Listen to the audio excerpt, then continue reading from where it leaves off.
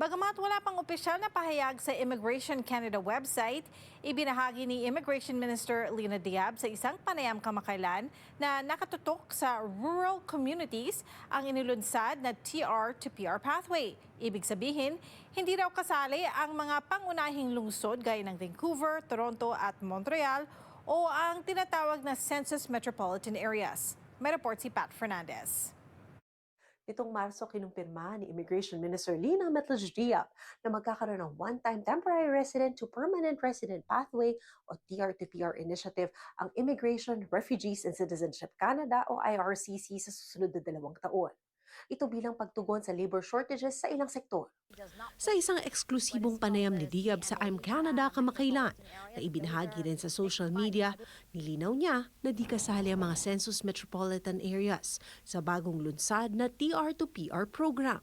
Everybody knows that it's 33,000 over a 2-year period, 2026 and 2027. The idea would be to select people that are not in the major city centers, so it wouldn't be, for example, Montreal, Toronto, Vancouver. Basihan daw nila ang census data ng mga CMA para matukoy kung alin pang mga lugar ang mga mas nangangailangan ng foreign workers. It was confirmed na magkakaroon nito. Actually, sinasabi nga nila nitong April, sasabihin yan. Pero April 21 na, wala pa tayong naririnig from IRCC.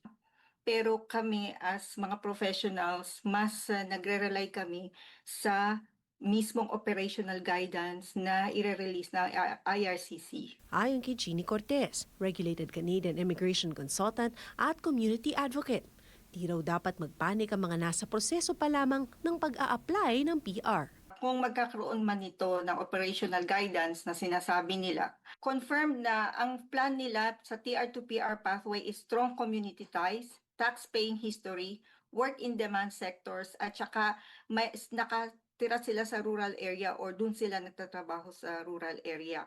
Ayon kay Cortez, marami sa mga pathway ang kasalukuyang sarado, di lamang sa Montreal kundi sa buong Quebec, kahit para sa existing francophone at rural pathways. Kaya naging karaniwan na raw ang mga aplikanteng naglilipat probinsya, kahit walang kasiguruhan sa aabutang oportunidad para makamit ang permanent status.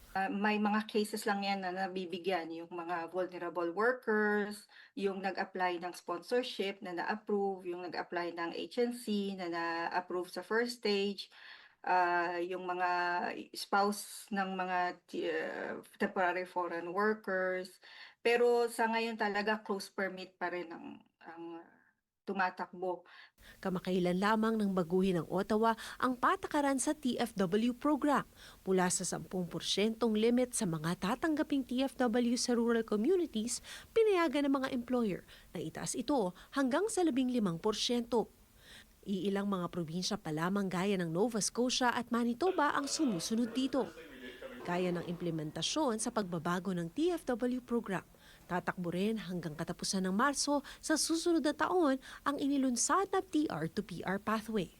Pat Fernandez, OMNI News, Vancouver.